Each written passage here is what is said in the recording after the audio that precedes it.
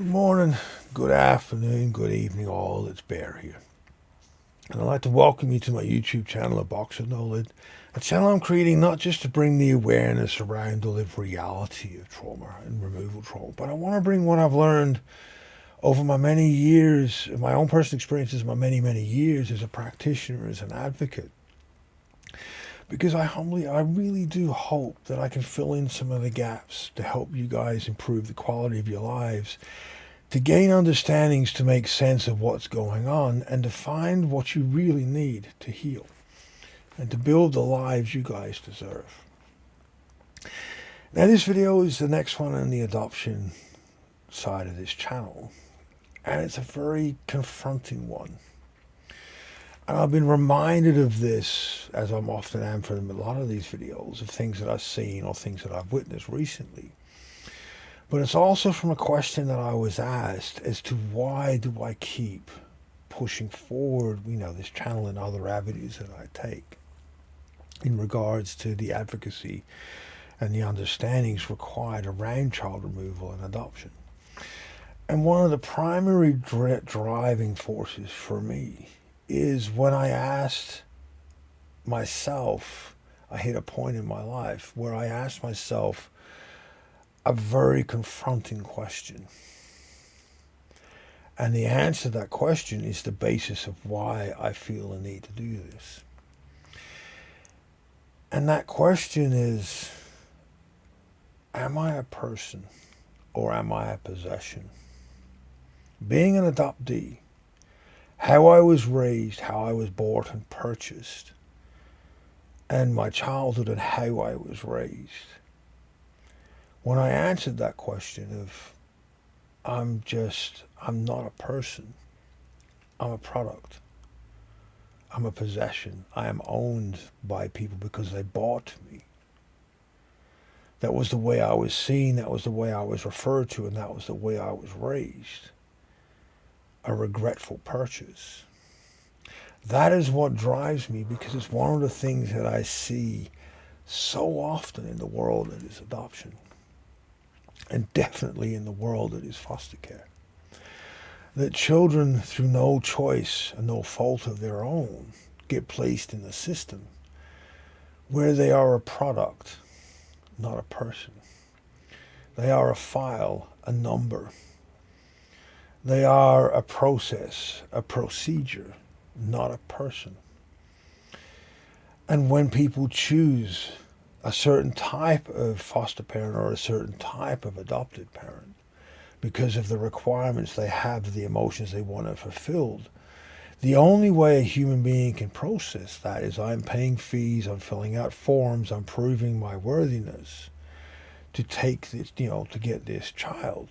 The process by definition, by how it is, it's a purchase.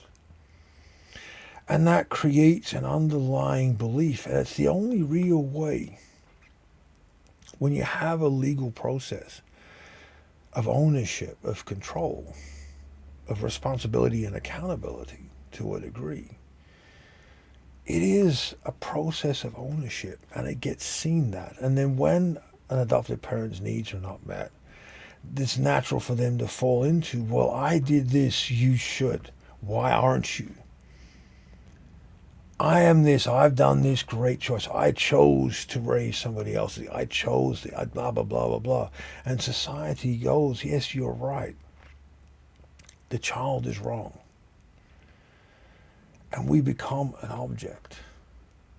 In all the years of advocacy and dealing with government and government departments and bureaucracy and organizations and NGOs and religious organizations and so forth, we are a commodity, we are an object, and that is how we are seen.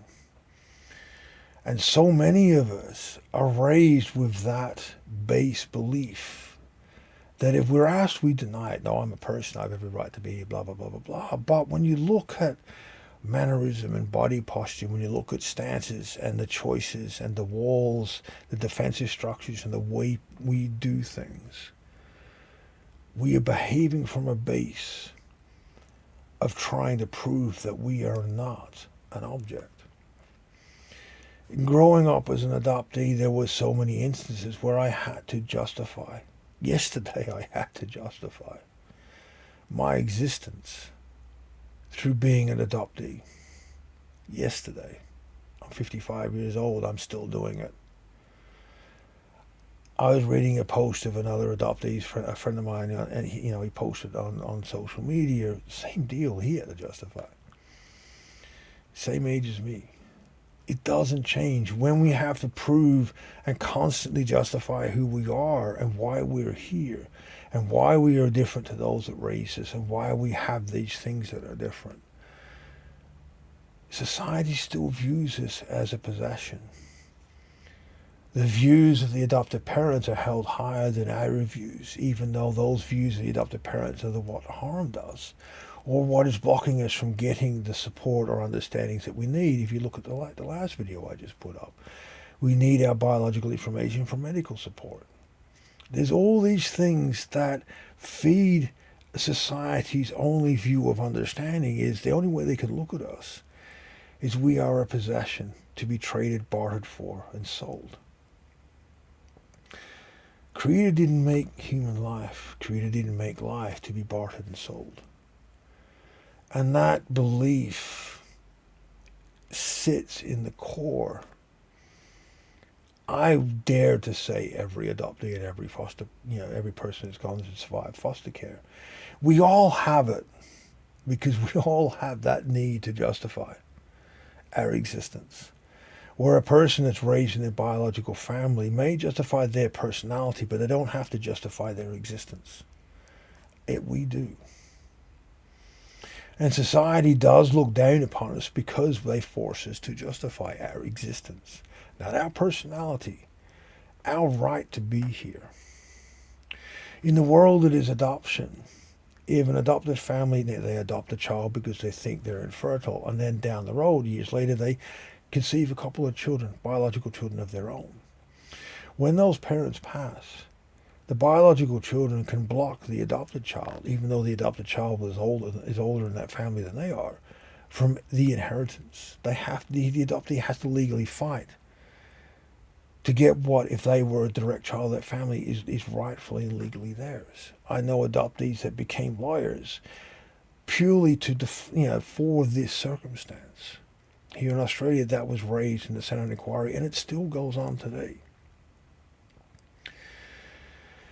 Other biological family members will push out the adopted family member. And I only heard this recently in America as well. It happens everywhere. We are a possession, and when we're no longer wanted or required, we're discarded. And that again feeds into what our mother did, what our father did. Regardless of how we were removed, we still as a child interpret we were discarded. As heavy as this video is and as challenging this video is, we need to be honest with ourselves at what society demands of us. And that is, we have to justify our existence. And we should never have to do that. And my advice is find a way that is as least triggering and as more supportive of you when you're forced to do it. As I said, I had no other choice. If I chose to ignore it yesterday, then not saying something would have escalated a circumstance and an understanding where I just stated my simple factual truth and that I'm done with the politics and I'm done with the bullshit that comes with it. That's how I finished the statement. So if I have further interactions, they understand I'm not dealing with the politics or the bullshit. I'm a person. I don't need to justify who I am and where I'm from to suit another person's agenda.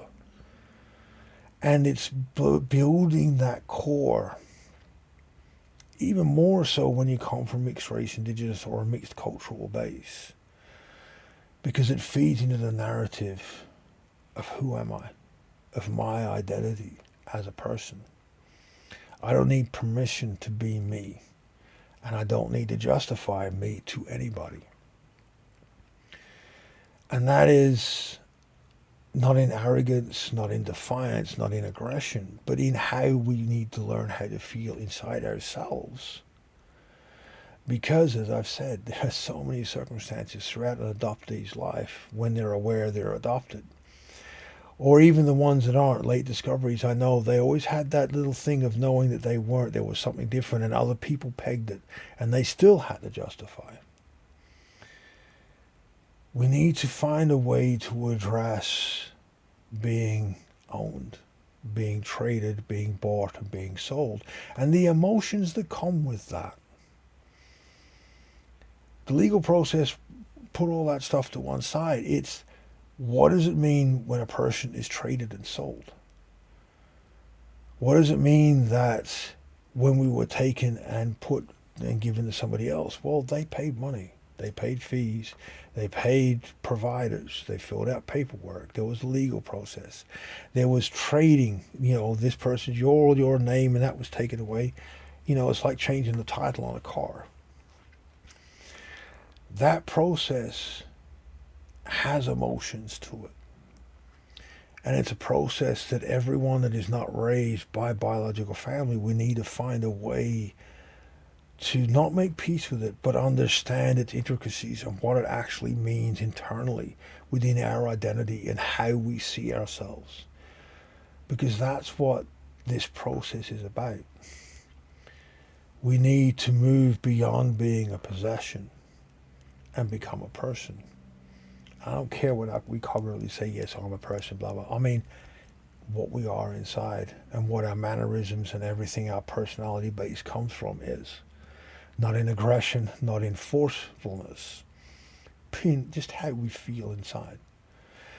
I really hope you guys understand where I'm coming from with this. I really hope you actually take the time to think and really listen to yourself around this. Yes, this goes beyond adoption and foster care, but we are at the core of it.